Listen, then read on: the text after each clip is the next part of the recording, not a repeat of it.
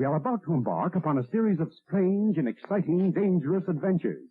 Adventures that will lead us to all parts of the world.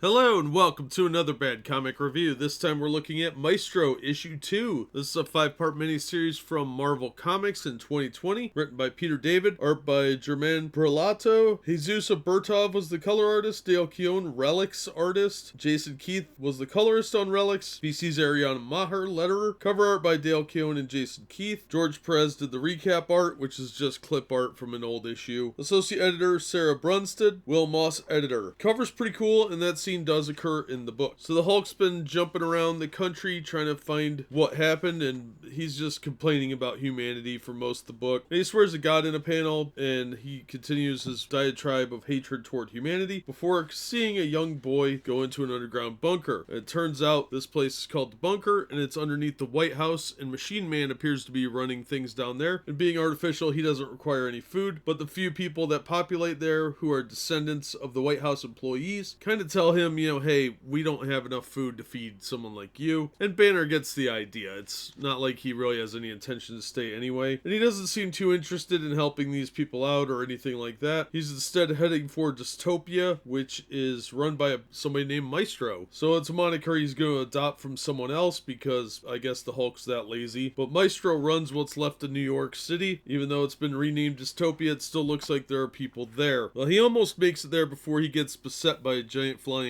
roaches, and he meets another group of survivors that he seems indifferent toward. And we do get to see a hero did survive all this mess, only he's really old now. And of course, his granddaughter has the hero haircut because even in the dystopian future, Portland influences what heroes look like. We get to see another hero who is Maestro, but I'm not going to tell you who that is. Somebody else can ruin that. Alright, then the backup story, Relics, is part of a 3-part story about hero haircut girl and some other girl with a really crappy haircut as they wander around and find Thor's hammer. That one was a little bit silly. Overall, the art was really good in the backup story. The primary story, the art was good, just not my favorite. There were times when the digital art didn't quite mesh with the background, so had a few issues there, but overall it wasn't bad. The story's pretty interesting, just Banner's a total nihilist, and he clearly hates humanity, even though he is technically human as Banner, but I guess as the Hulk he's classified as something else. I don't get that, but it's kind of stupid. Overall, this is a real downer book, but it's well done. So yeah, I'm gonna say if you liked the Maestro storyline from Incredible Hulk, it'll be worth picking up, but it's a very negative book overall, very anti-human. So I'd say on that front, it's not gonna be particularly interesting to anyone that isn't a diehard Hulk fan from the 90s. So if you're an old school Hulk fan that wants to read how Hulk turned into Maestro, it'll probably appeal to you, but the average Hulk reader probably not gonna enjoy it too much. That'll do it for this one. Thank you so much for listening and supporting the channel. If you enjoyed the video, please hit the like button and don't forget to subscribe so you don't miss future reviews. If you'd like to help the channel in other ways, links to my Patreon, Streamlabs, and Teespring store are in the description. And as always, we hope to see you on the next one.